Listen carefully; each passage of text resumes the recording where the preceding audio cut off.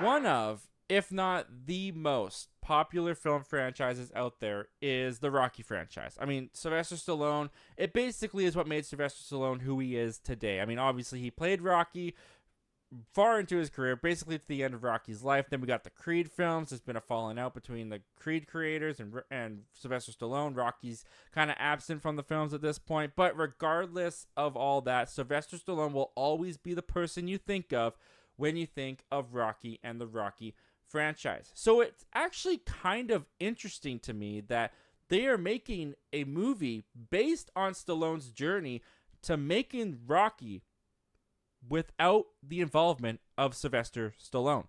The film is titled I Play Rocky. By the way, this will be directed by Peter Farrelly, who just did Ricky Stenicki, which I really didn't like Ricky Stenicki, but I'm not going to put all my thoughts on this guy on that one movie. So, I digress. The film is titled I Play Rocky, and per its official logline, which never names Stallone directly, which is very interesting, the film follows a struggling actor with a partially paralyzed face and a speech impediment who writes a script that a big movie studio wants to buy, but he refuses to sell it unless he gets to play the lead. The logline continues, turning down an offer of life-changing money, he instead works for pennies to get the movie made with himself in the starring role. Casting is underway for who would be tapped to play Stallone, or at least the person inspired by Stallone. The film will be presented to buyers at the upcoming Cannes Film Festival market. It's being presented to buyers by CAA domestically and by Film Nation Entertainment internationally. Farley is producing with former Warner Brothers film chief Toby Emmerich and Christina Baja. Peter Gamble is writing the script for the film.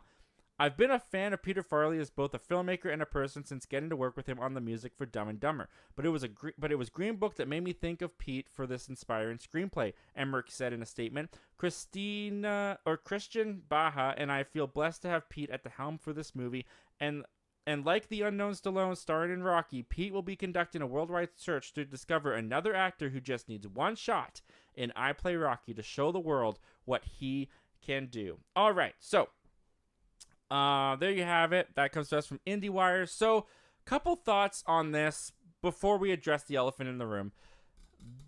I really like this idea.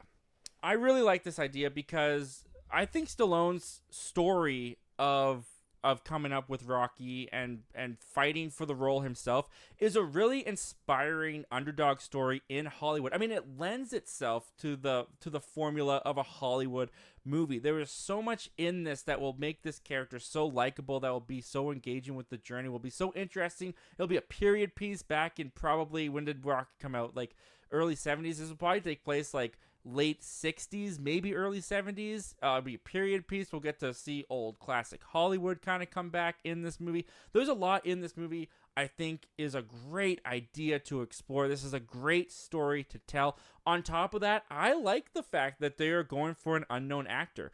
I think it kind of lends itself to the whole theme and essence of the story of not just Stallone, but also this movie and what Rocky was all about. So I love both of those decisions. Peter Farrelly, as the director, he has done good stuff for sure, but the last thing he did for me was Ricky Stenicki, and I thought Ricky Stenicki was Ricky Stinky. I thought it was awful. I thought it was terrible. Maybe not terrible. It had its moments, but I didn't like Ricky Stenicki. So you go and you get this guy to do this story, which I just hope that he can pull off the heart and the feel-good story that this has so much potential. It is perfect.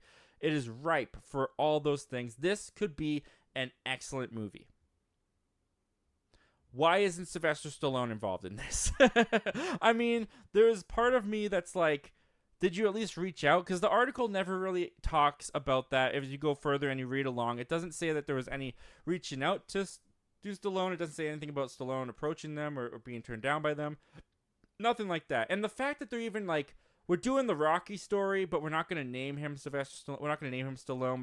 We're gonna make him a new person that will be inspired by Stallone, but we're going to tell Stallone's story through that.